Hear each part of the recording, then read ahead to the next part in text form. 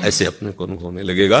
जब आप नाम जप करोगे, गंदे आचरण नहीं करोगे, सच्चे भाव से चलोगे, तो आपका हृदय प्रसन्न होने लगेगा, शीतल होने, और उसमें आने लगेगा श्री जी हम पर बहुत कृपालु है कि ये दूसरा नहीं बता सकता।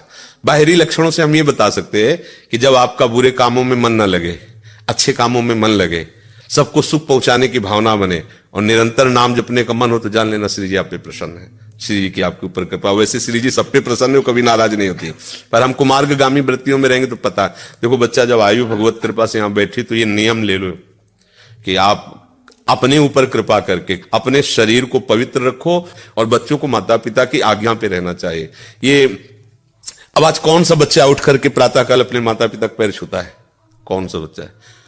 लाखों में कोई होगा तो होगा, हजारों में तो हम नहीं कह सकते, लाखों में कोई ऐसा एक होगा जो उठ करके सुबह माता पिता, और भगवान छूते थे, प्रातः काल उठ के रघुनाथा मात पिता गुरु नावई माथा, ऐसे माथा रख के प्रणाम करते थे, जैसे संत को प्रणाम किया।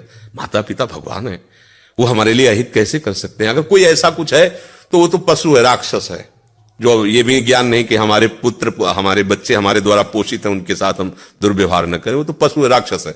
मतलब कोई भी मनुष्य अपने बच्चों के साथ कैसे ऐसा? तो पुत्रों को चाहिए, बच्चों को चाहिए कि माता पिता से तो अपनी बात बता दें। अगर माता पिता को बात बताए होती और माता पिता उसको संभालने की चेष्टा, तो आत्महत्या के लिए नहीं होता, क्योंकि उसे एक आश्रय तो मिल जाता है ना। कुछ माता पिता ऐसे हैं कि हमने लाखों रुपया तुम्हारी पढ़ाई में लगा, तुम फेल कैसे हो गए, मतलब तुम पढ़ाई में कमजोरी कर, ऐसा नहीं कहना चाहिए।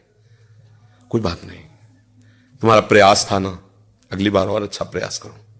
अब आपने तो प्रेशर डाल दिया कि इतने पैसा खर्चा किए, तुम्हें पता है कैसे कर, तुम तो बस फेल होके अब मित्रों के सामने जो वो उपहास कि फेल हो गया, माता पिता घर से निराश। अब छोटा सा बच्चा, इतनी बुद्धि है, अभी वो सोचा इससे अच्छा मर जाओ, तो निकाल लिया।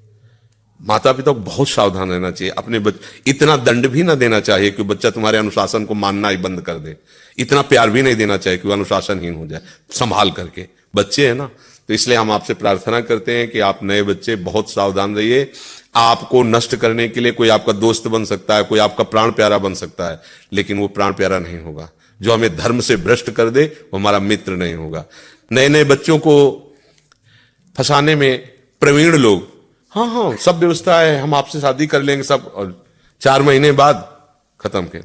अब वो क्या करे? अब वो कुछ भी बोले, कुछ भी सोचे, तो उसका फिर दूसरा रूप आ जाता है। बहुत धर्म से चलो, माता पिता के द्वारा ही जो विधान किया जाता है, मुझे लगता है शास्त्रीय विधान बहुत मंगलमय होता है, क्योंकि इसमें भगवान देवता सबका आशीर्वाद मिलता है। अब बहुत है कुमार्गामी वृत्ति से चलो तो बात अलग है। नहीं, हम तो देखा है कि जैसे ब्याह होता था ना, गांव के पूरे देवी देवताओं की पूजा दूल्हा दुल्हन मिलकर करते थे, है नहीं? फिर वो अपना गृहस्थी धर्म में जाते, पहले पूरे गांव में जाके मोर और धारण किए, जो गांठ जोड़ी, सब कितना मंगलमय स्वरूप था। उन्हें देवी ने देवता ने भगवान ने किसी से कोई मतलब नहीं, मनमानी आचरण, तो इसे सुधारना चाहिए।